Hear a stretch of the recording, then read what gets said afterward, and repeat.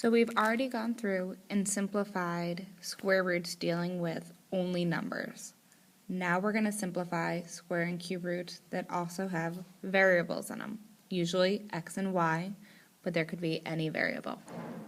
We're going to start with the square roots. When you have the square root of x to the fourth, you can think of this as the square root of 4 x's being multiplied. When we're dealing with square roots, we're going to think about the number 2, because x squared is x to the second power. What we're going to do is take our x's and put them in groups of 2. My first 2 x's, my next 2 x's. I have a total of 2 groups. I have nothing left over. Therefore, my answer to this is x squared. The 2 as your exponent is from the number of groups that you have. We'll try the same thing with x to the 6th power. Square root of x to the 6th power is the square root of 6 x's. Once again, with square root, I'm going to put them into groups of 2.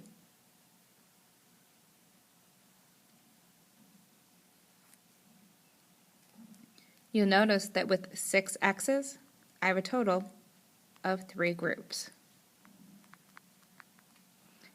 Therefore, the square root of x to the 6th power is equal to x to the 3rd. Once again, that 3 comes from the number of groups. Try the square root of x to the 8th now.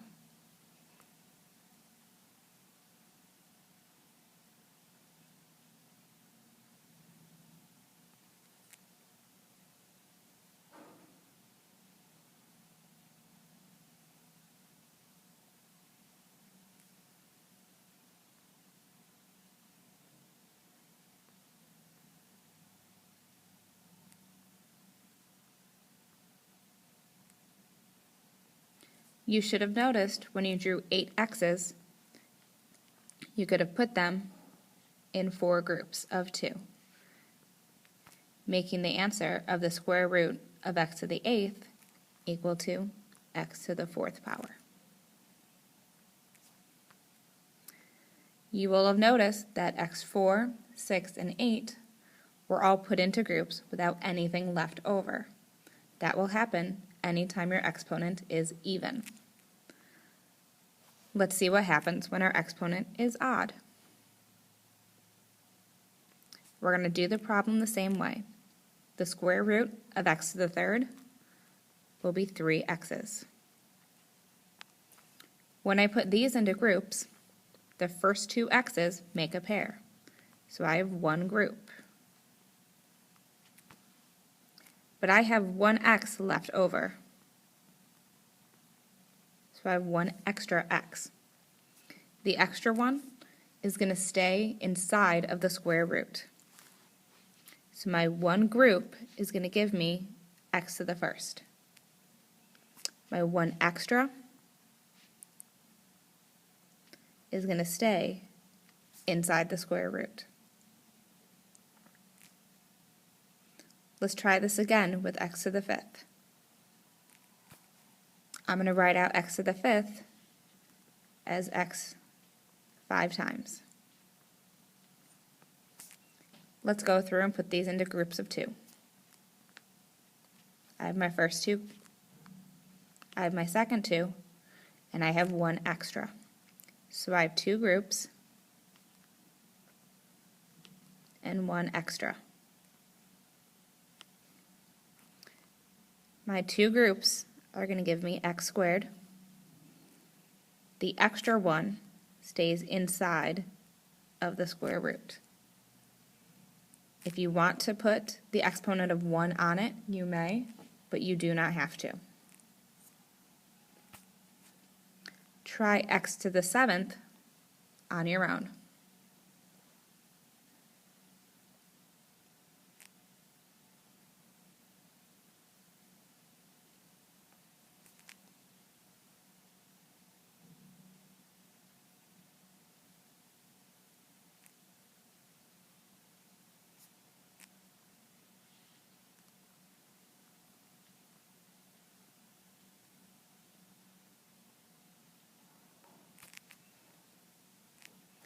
with x to the 7th, you should have found that it made 3 groups. And once again, you had 1 extra. That would leave you with an answer of x to the 3rd on the outside and 1x left on the inside.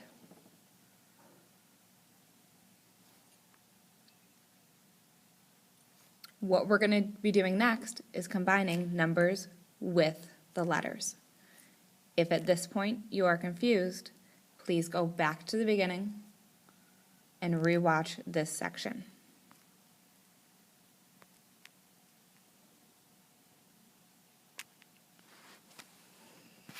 You'll see now that we're going to be simplifying with a number and a letter. What we're going to do here is just separate it into 2 problems. So first, I'm going to deal with the square root of 9. Then I'm going to deal with the square root of x squared. In your calculators, you're going to see if the square root of 9 is a perfect square. If it is, you're going to write down that whole number. Take a second to put the square root of 9 in your calculator if you don't know what it is. You will notice that the square root of 9 is equal to 3.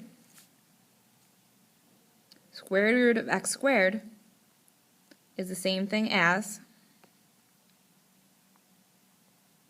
the square root of x twice.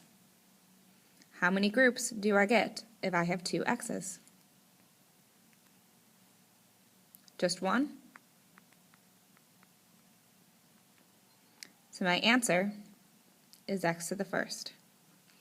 I'm just going to slide these together to put the problem complete.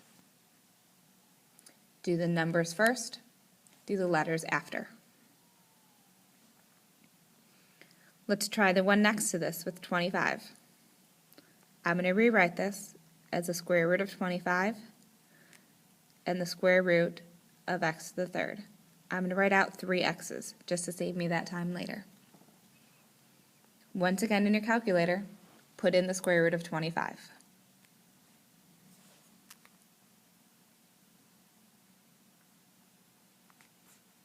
If you don't remember where the square root button is, you're going to do second, and then the button that looks like an X with a square on it. Then type in your number.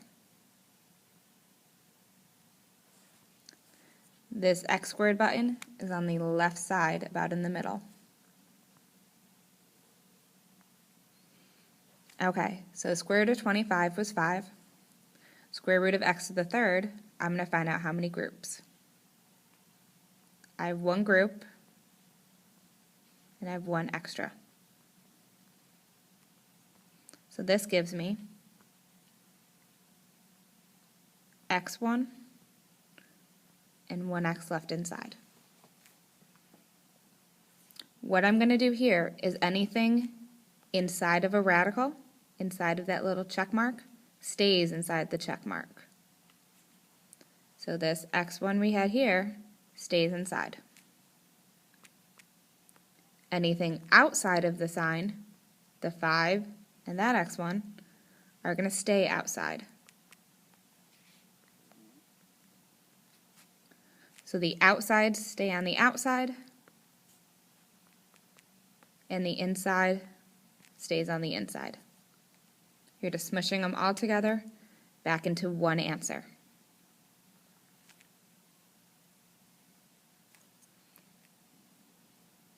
Let's try one more together. We have the square root of 16 and the square root of x squared. In your calculator, do the square root of 16.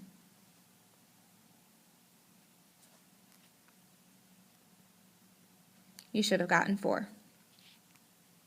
With x squared, that forms one group. All I have to do now is push them together into one answer.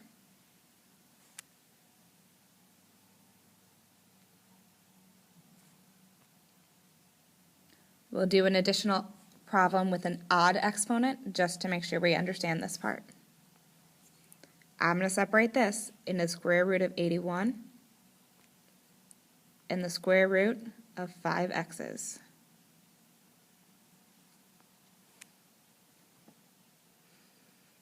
In your calculator, you should be able to find that the square root of 81 is equal to 9. Now we're going to take the x's. I see that I have 2 groups. That's going to give me x squared. I also see that I have 1 extra, so that's going to stay inside of the square root. I'm going to slide all of these together to make one answer.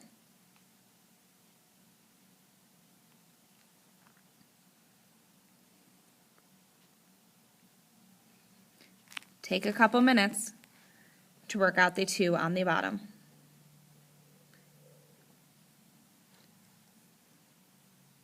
If you need to, pause the video to give yourself additional time. For these last 2 problems, you should have gotten 7x1 for the first problem and 6x to the third square root of x for your second part. If you did not get this, go back and look at your work. Make sure you typed in your square root correctly for the coefficient. Make sure you drew the proper number of x's out. With square roots, you will always put your x's into groups of 2. If you got both of these right, please proceed on to the next portion.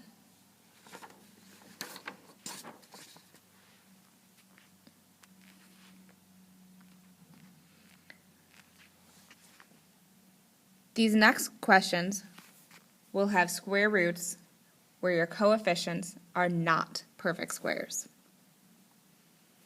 So when we do these, we're going to have to simplify them just like we did for day 1.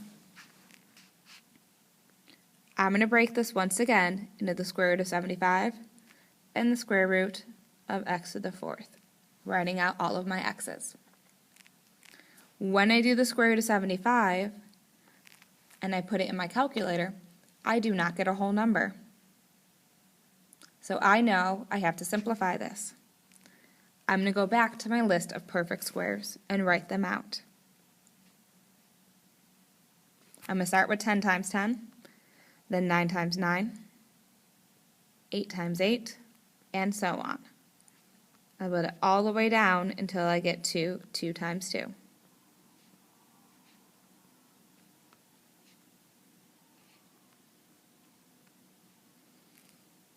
I'm going to find out where 75 fits in my list.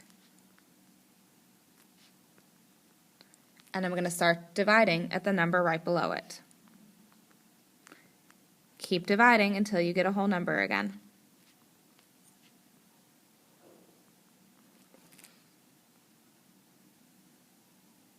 So far, I've noticed that 64 doesn't work.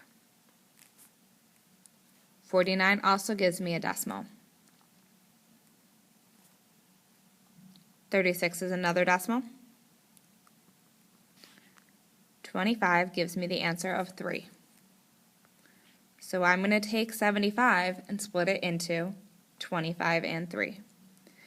Think about the way we did factoring when you look at this part. 75 is the same thing as 25 times 3. Because 75 had a square root, both of these get a square root. One of these numbers should be a perfect square because it came from your list that you just wrote. 25 is a perfect square, so I can simplify that part. 3 is not a perfect square, so it stays as the square root of 3. My numbers are done. Let's deal with the x's next. I'm doing square roots, so I'm going to put them into groups. My first group and my second group. I have a total of 2 groups. So that gives me x squared. There's nothing left over, so I can move on. To write my final answer, anything outside of the square root, or the 5 and the x squared, stay outside of the square root.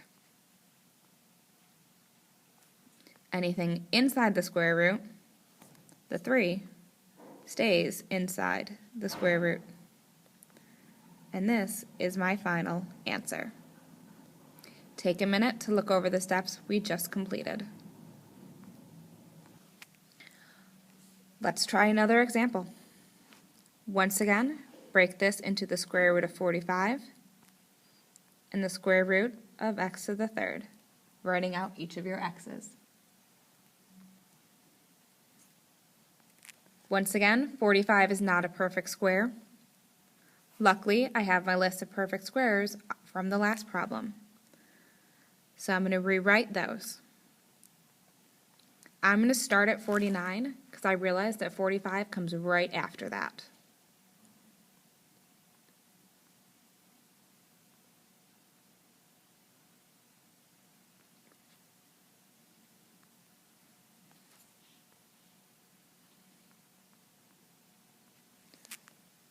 When I start dividing, I'm going to start dividing at 36. And I'm going to see how long I have to go until I get a whole number. 36 gave me a decimal. 45 gave me a decimal. 16 gave me a decimal. When I divided by 9, I got 5. So I'm going to separate 45 into 9 and 5. 45 had a square root on it, so both of these have to have square roots on them. One of these should simplify. 9 came from your list, so you know it simplifies. If you don't remember what the square root of 9 is, you can put it in your calculator. 5 is not on my list, so it's not a perfect square, so it stays inside of the radical. Let's move on to the x's. Square roots, you're going to put them in groups of 2 again. I have one group and one extra. So the one group comes outside as x to the first. The one extra stays inside of the square root. To write my final answer, anything outside is going to stay outside. So the 3 and the x to the first power are going to stay outside. Anything inside the square root is going to stay inside a square root. But I don't need to draw the symbol twice. I can just draw it once and put them both inside of it.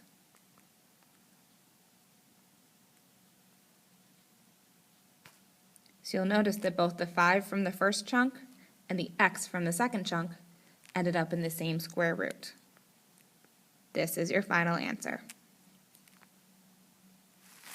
With these, be careful that you know which ones go inside the square root and which ones are on the outside of the square root. Take a minute to work on the next 4 problems from your worksheet.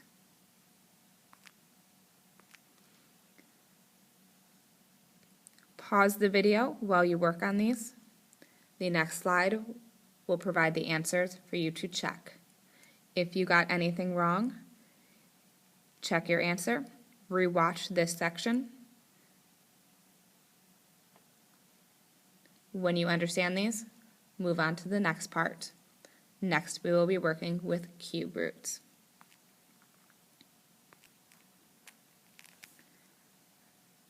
Please check your answers for these last 4 problems. You will notice that on the first 2, I have highlighted the 2 outside items. Those will remain outside of the square root. Anything inside the square root at the beginning will stay inside the square root for your answer. This is the end of day 2.